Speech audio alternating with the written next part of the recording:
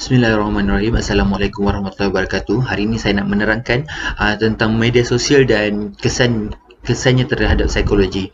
Okey, seperti yang kita tahu, media sosial sekarang ni dia dah menjadi satu keperluan dalam kehidupan kita. Jadi setiap orang memerlukan perlu menggunakan media sosial dalam kehidupan seharian untuk pelbagai perkara lah. Contohnya terutamanya dalam keadaan sekarang ni COVID. Jadi pelajar, pekerja sangat memerlukan media sosial ni untuk berhubung antara mereka dan guru, antara pekerja dan majikan. So media sosial ni sangat penting. Tetapi apa kesannya jika kita menggunakan media sosial secara kerap, iaitu melebihi waktu yang sepatutnya? Okey, menurut bancaan elektronik Hotsuite dan We Are Social pada 2018, sebanyak 24 penduduk Malaysia mengguna media sosial secara aktif. Jadi, mereka menghabiskan masa sekurang-kurangnya 3 jam sehari untuk cari berita, untuk cari gosip, untuk cari video ataupun berkenalan di media sosial bersama dengan rakan-rakan media mereka.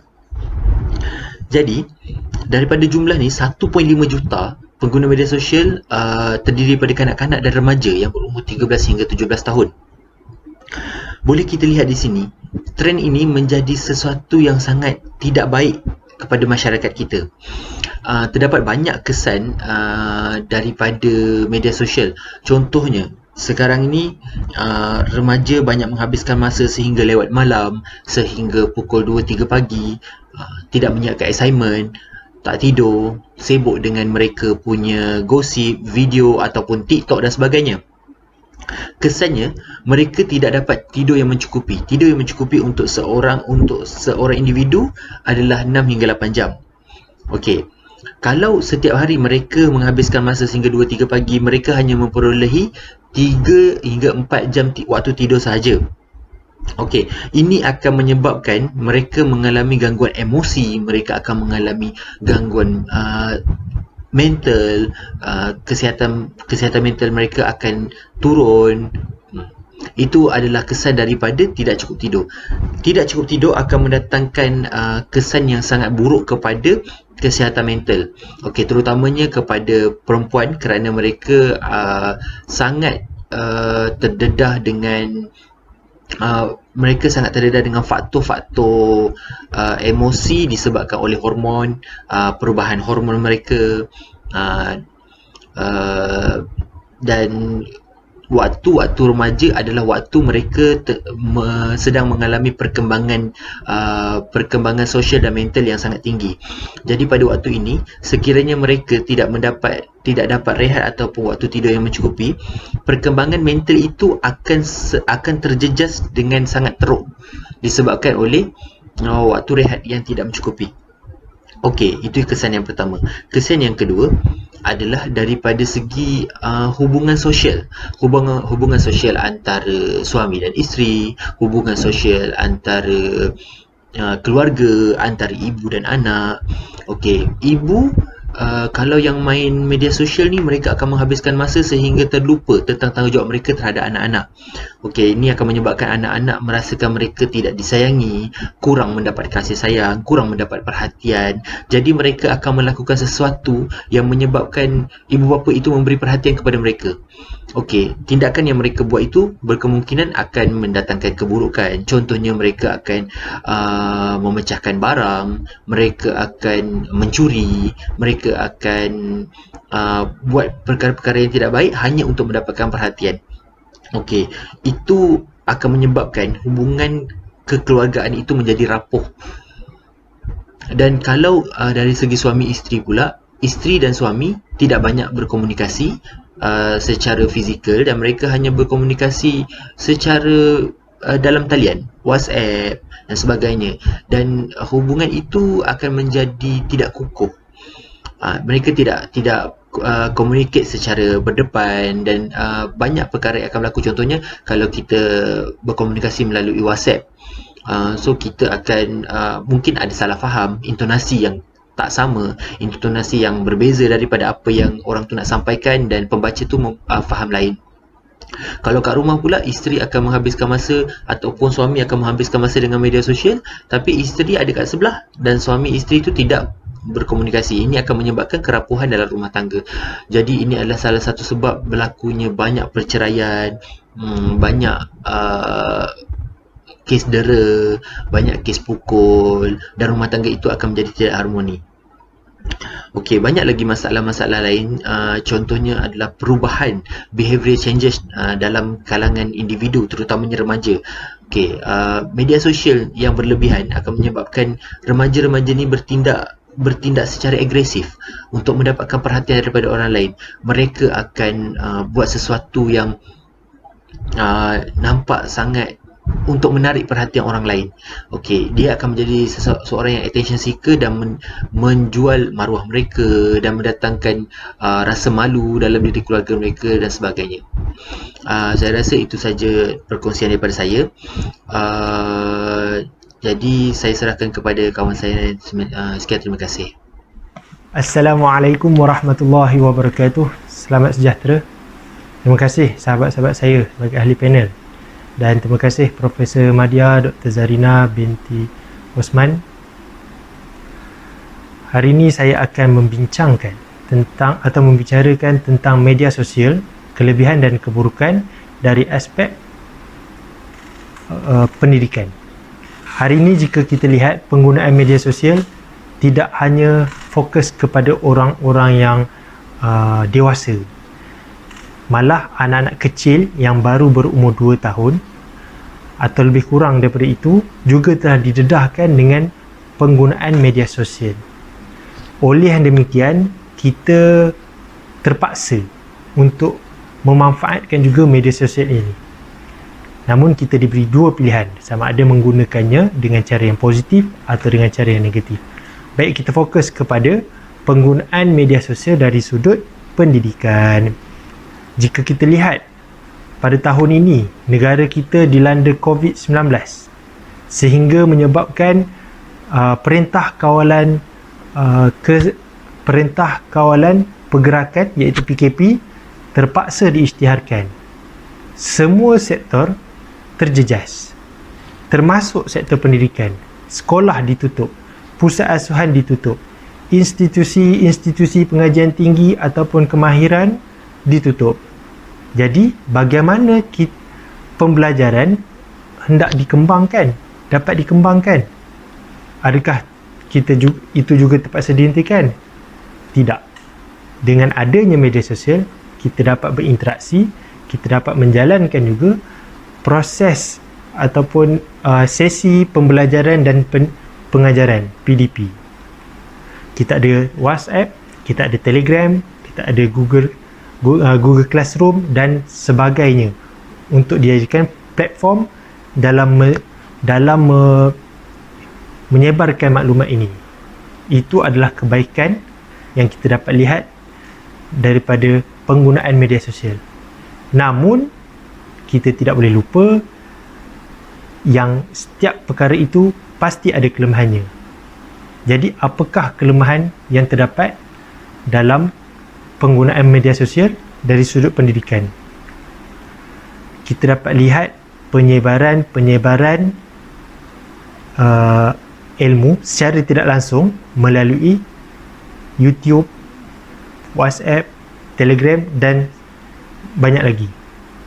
Di samping kebaikan itu ada keburukannya. Jika kita lihat paling jelas di YouTube ataupun Facebook, kerana di situ terdapat banyak video-video yang diviralkan, video-video yang dikongsikan, status-status yang dikongsikan, bacaan-bacaan yang dikongsikan, dan sehingga contohnya keretakan sebuah rumah tangga juga dipamerkan. Juga jika kita lihat pertelingkahan antara seorang dengan seorang ataupun sekumpulan dengan sekumpulan turut dikongsikan. Keadaan itu menyebabkan anak-anak kita yang sedang belajar dapat melihat dan memahami, oh, ini dibenarkan. Penggunaan bahasa yang ada kadang-kalanya ada yang kesat, ada yang tidak wajar diperkatakan, mereka dapat lihat.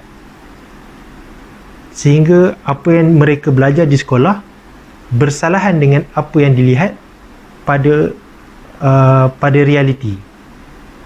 Oleh yang demikian, kita terpaksa menggunakan media sosial, namun dengan menggunakan akal yang waras, akal yang sihat, pengalaman-pengalaman yang sedia ada, kita perlu menggunakan media sosial dengan sebaik-baiknya supaya ia lebih bermanfaat dalam diri kita pada hari ini dan masa hadapan. Itu saja daripada saya. Nombor metrik saya A171368, Tun Muhammad Suaidi bin Azmi. Terima kasih. Assalamualaikum warahmatullahi taala wabarakatuh. Selamat sejahtera. Terima kasih kepada rakan panel dan kepada pensyarah Profesor Madya Dr. Zarina binti Osman. Untuk tugasan kali ini, saya akan bincangkan tentang kebaikan dan keburukan media sosial dari sudut pandangan agama. Malaysia merupakan negara ketiga tertinggi untuk penggunaan internet selepas negara Singapura dan negara Brunei. Ini jelas menunjukkan tahap penggunaan internet yang tinggi dalam kalangan rakyat Malaysia. Baik, sama-sama kita lihat tentang kelebihan dan kekurangan media massa dari pandangan agama. Untuk kelebihan yang pertama, kita tengok iaitu menyebarkan tentang keindahan dan kesempurnaan agama Islam. Ini berlandaskan daripada Al-Quran dan As-Sunnah. Secara tidak langsung, media massa ini menjadi sebagai platform dakwah kepada masyarakat umum. Firman Allah Subhanahu wa taala dalam Quran bermaksud, sesungguhnya agama yang benar dan diridai di sisi Allah hanyalah agama Islam. Surah Ali Imran ayat yang ke-19. Baik, contohnya pada baru-baru ini, Hari Kemenangan Umat Islam pada 1 Syawal, Jabatan Kemajuan Islam Malaysia JAKIM dan Kerjasama Jabatan Agama Islam Negeri-Negeri telah mengeluarkan panduan mengerjakan solat sunat Aidilfitri dan teks khutbah yang boleh dibaca di rumah. Saya yakin sebelum ini kita tidak pernah untuk membuatnya di rumah, dan pada tahun ini kita terpilih untuk membuatnya di rumah. Saban tahun saya rasa ianya melakukan amalan ini dilakukan di masjid ataupun di surau yang dipimpin oleh para imam dan pegawai yang dilantik. Media massa yang keduanya adalah media massa juga bertanggungjawab menyampaikan maklumat yang berada di jauh pelosok dunia. Segala isu penderitaan ataupun permasalahan terutama yang dihadapi oleh umat Islam boleh diakses ataupun didapati. Contohnya, masyarakat minoriti Islam di negara China telah ditindas dengan kejam, rumah ibadat telah ditutup, mereka tidak dibenarkan melakukan ibadah. Kehebatan media sosial pada masa kini telah memberikan gambaran dan membongkarkan bagaimana penyiksaan yang dilakukan terhadap mereka dapat disaksikan oleh masyarakat dunia. Secara tidak langsung, ianya meningkatkan semangat umat Islam untuk terus bangkit dan berdaya saing bagi menghadapi cabaran dunia pada masa kini. Baik, kita tengok pada kekurangan. Yang pertama adalah ketepatan dan kesahihan maklumat. Allah Subhanahu Wa Taala berfirman dalam surah Al-Hujurat ayat yang ke-6, "Wahai orang-orang yang beriman, jika datang kepada kamu seorang fasik membawa sesuatu berita, maka selidiklah terlebih dahulu supaya kamu tidak menimpakan sesuatu kaum itu dengan perkara yang tidak diingini, dengan sebab kejahilan kamu sehingga menjadikan kamu menyesal apa yang kamu telah lakukan." Sesuatu maklumat yang diterima haruslah disahkan kebenarannya terlebih dahulu, terutamanya dalam bab agama, supaya tidak terkesan kepada akidah kita. Tidak dinafikan untuk mendapatkan sebarang maklumat pada masa kini, kita hanya boleh mengakses internet di mana-mana tempat dan pada bila-bila masa. Tetapi harus kita ingat, dalam bab menuntut ilmu, dalam bab agama, seharusnya kaedah berguru dengan ahlinya lebih baik. Yang kedua, kelemahannya adalah penyebaran fitnah. Perkara sebegini sering mendapat liputan yang luas dalam abad ini. Tidak lain dan tidak bukan hanyalah bertujuan untuk kepentingan peribadi demi menjatuhkan maruah atau karier seseorang. Islam berpendapat impak kepada fitnah ini adalah terlalu buruk. Dalam Al-Quran telah menggambarkan bahawa perbuatan fitnah ini adalah lebih baik adalah lebih teruk daripada membunuh.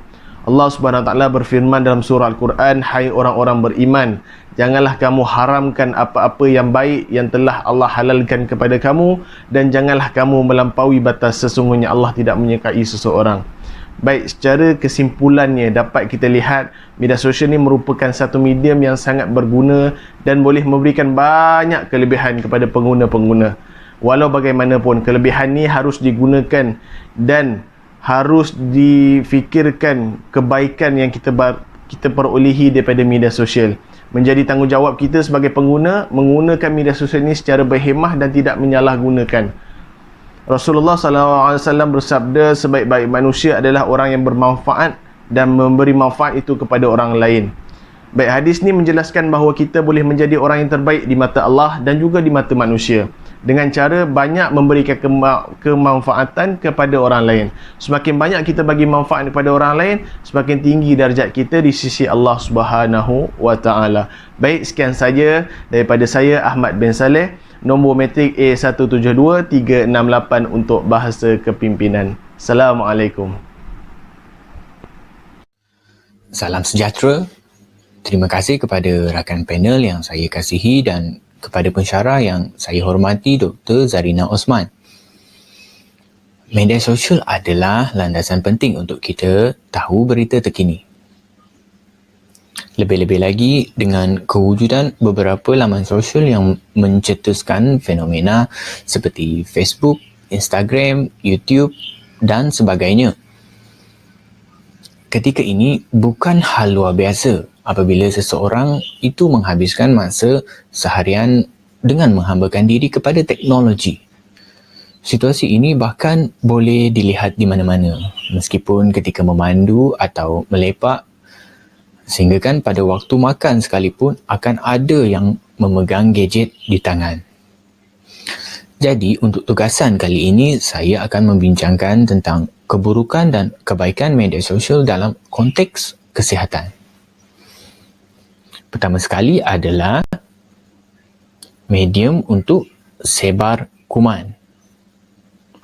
Menurut laporan firma kajian pengguna Nielsen, penggunaan telefon bimbit di Malaysia adalah yang ketiga tertinggi di Asia Pasifik serta melebihi negara-negara maju seperti Amerika Syarikat dan Eropah.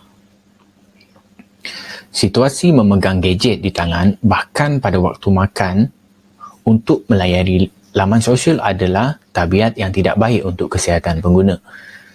Telefon pintar boleh menjadi tempat pengumpulan kuman, malah lebih kotor daripada pemegang berus tandas. Kita sedia maklum bahawa kuman boleh membawa kepada pelbagai penyakit. Jadi, pastikan anda membersihkan telefon pintar anda sekerap mungkin untuk mengelakkan kita dari memberi ruang kepada pelbagai jenis penyakit menyerang diri kita sendiri. Melayari media sosial terlalu lama menyebabkan pengguna terdedah kepada radiasi.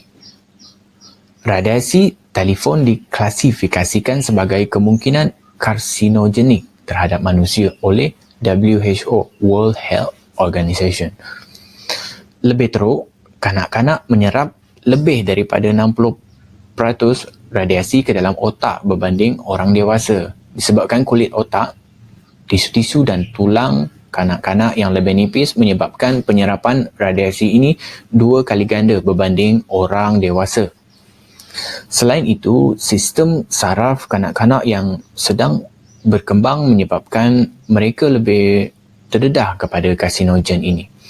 Radiasi ini mempunyai kemungkinan sebabkan pertumbuhan tumor pada otak dan telinga. Selain radiasi ini juga berupaya melemahkan sistem imunisasi kanak-kanak jika mereka terdedah kepada radiasi yang tinggi atau terlalu lama terdedah sejak bayi lagi sebagai contohnya.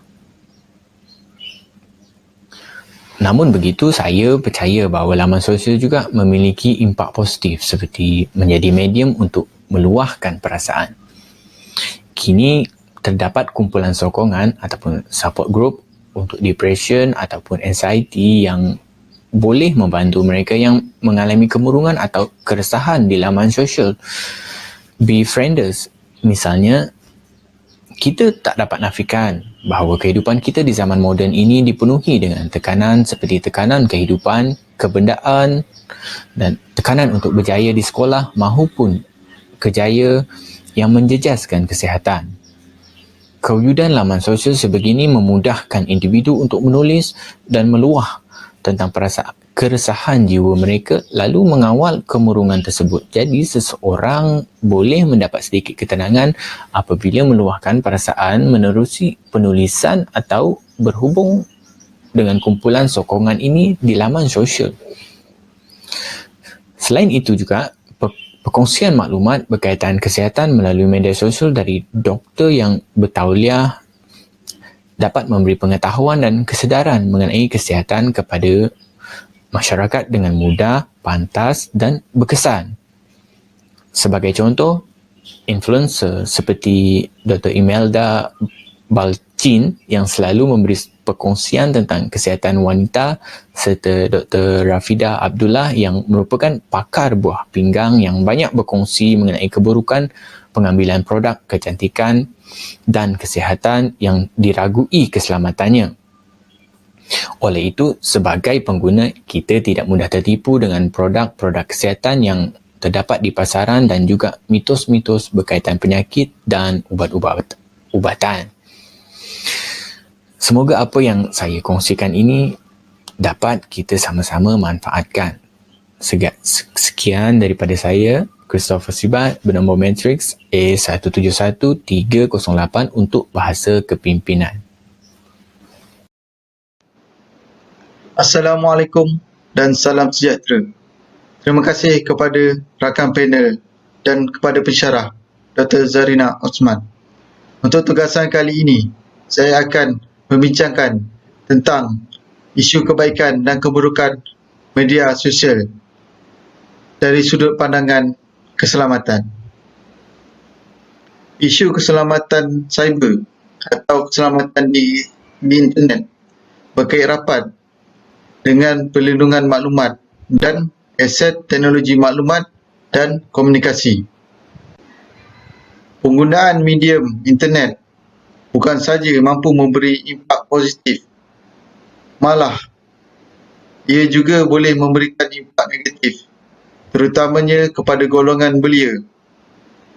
Sebagai contoh, jenayah cyber yang berlaku di dalam aktiviti jual beli di atas talian. Sebenarnya, dalam membincangkan tentang isu keselamatan dan privasi di dalam penggunaan media sosial, perkara utama yang perlu diketahui ialah bagaimana data, maklumat, gambar dan sebagainya tidak disalahgunakan oleh pengguna yang lain. Maklumat yang mudah untuk dipantau oleh pihak ketiga melalui aplikasi media memberi kesan kepada pencerobohan dan penyalahgunaan maklumat peribadi oleh pihak yang tidak bertanggungjawab. Jadi, kita harus mengetahui cara untuk mengatasi masalah ini. Di Malaysia, kerajaan kita telah mewujudkan satu Suruhanjaya Komunikasi dan Multimedia di mana maklumat pengguna dapat dilindungi dan jenayah cyber dapat dibanteras. Jika pengguna merasakan mereka menjadi mangsa di dalam jenayah cyber ini, mereka boleh membuat aduan melalui sistem SKMM ini. Namun, di peringkat awal ini, pengguna haruslah mengambil langkah bagi mengelakkan diri menjadi mangsa kepada jenayah cyber ini. Sebagai contoh, di dalam media sosial, pengguna boleh menukar ketetapan security iaitu Personal Identifiable Information iaitu PII. PII adalah data yang berpotensi untuk mengenal pasti individu secara spesifik. Penggunaan data ini boleh membezakan antara seorang individu dengan individu yang lain. Selain itu, pengguna boleh menggunakan cloud bagi simpanan data, akses yang mudah dan jaminan keselamatan kepada dokumen sulit. Storan cloud adalah kebiasaannya seperti Google Drive dan Gmail, di mana kita boleh akses dan memuat turun fail di mana-mana saja. Apa yang diperlukan hanyalah sambungan internet. Akhir sekali, sebelum kita menjual atau membuang mesin lama kita, pastikan pemacu telah dipadamkan sepenuhnya. Selain itu, kita haruslah memastikan mesin lama kita itu telah diresetkan ke reset kilang. Sekian daripada saya, Syed Muhammad Muizzuddin bin SM Mubasir, nombor metrik A171364 untuk bahasa kepimpinan.